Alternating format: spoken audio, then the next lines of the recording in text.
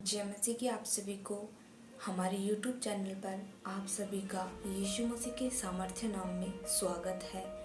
आज मैं आपको गुड फ्राइडे के बारे में बताऊंगी कि गुड फ्राइडे क्या होता है और यह क्यों मनाया जाता है। इस दिन प्रभु यीशु मसीह को पिलातुस के कहने पर सूली पर लटकाया गया और इस दिन को good Friday, Holi Friday, black Friday और ग्रेट फ्राइडे के नाम से भी जाना जाता है।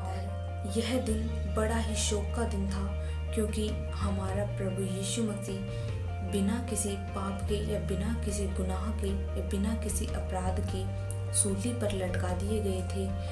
बहुत से विश्वासी भाई बहन इस दिन उपवास भी रखते हैं।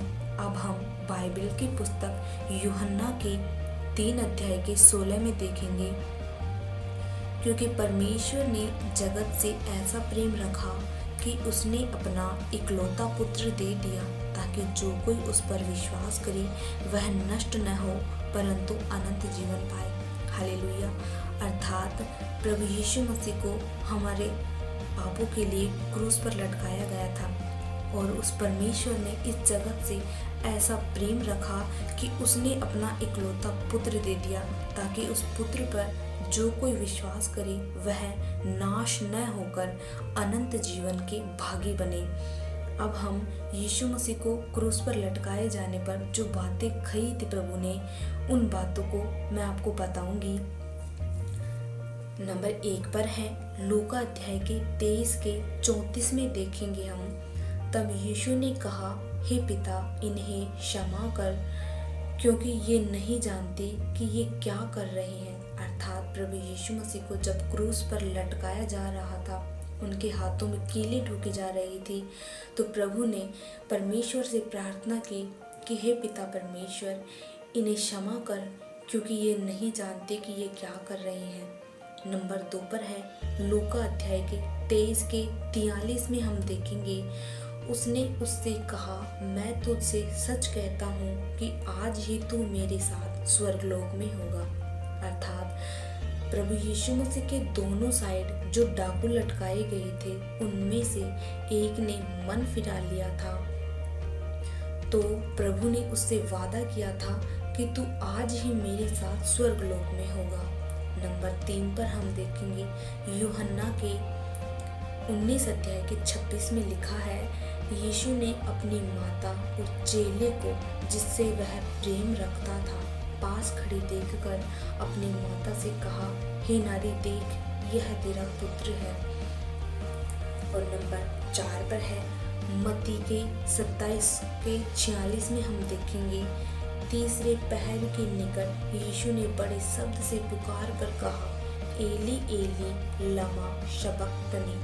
अर्थात हे परमेश्वर, हे मेरे परमेश्वर, तूने मुझे क्यों छोड़ दिया। अर्थात जब प्रभु यीशु मसीह को क्रूस पर लटका दिया गया था और प्रभु दर्द से कराह रहे थे, तो उस परमेश्वर को याद कर रहे थे कि प्रभु तूने मुझे क्यों छोड़ दिया।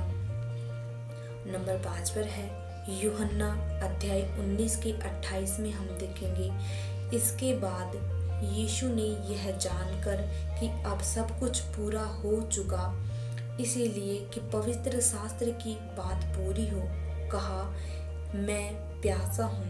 हम भजन संहिता 69 के 21 में देखेंगे, लोगों ने मेरे लिए खाने के लिए इंद्रियान अर्थात विष दिया और मेरी प्यास बुझाने के लिए मुझे सिरका पिलाया। अर्थात जब प्रभु यीशु मसीह को क्रूस पर लटका दिया गया और प्रभु ने कहा कि मैं प्यासा हूँ, तो वहाँ लोगों ने प्रभु यीशु मसीह को सिरका पिलाया ताकि पवित्र शास्त्र में लिखी हुई बात पूरी हो। नंबर 6 पर है यूहन्ना अध्याय 19 के 30 में हम देखेंगे, जब यीशु ने वह सिरका लिया तो कहा पूरा हुआ। अर्थात जब यीशु मसीह को वह सिरका पिलाया गया तो प्रभु ने कहा कि पूरा हुआ। इसका मतलब यह है कि पवित्र शास्त्र के अनुसार लिखी हुई बात पूरी हुई। अब हम नंबर 7 पर देखेंगे, लूका अध्याय 23 के 46 में देखेंगे, और यीशु ने बड़े शब्द से पुकार कर कहा, हे पिता, मैं अपनी आत्मा तेरे हाथों में सौंपता हूँ। और यह कहकर प्राण छोड़ दिए।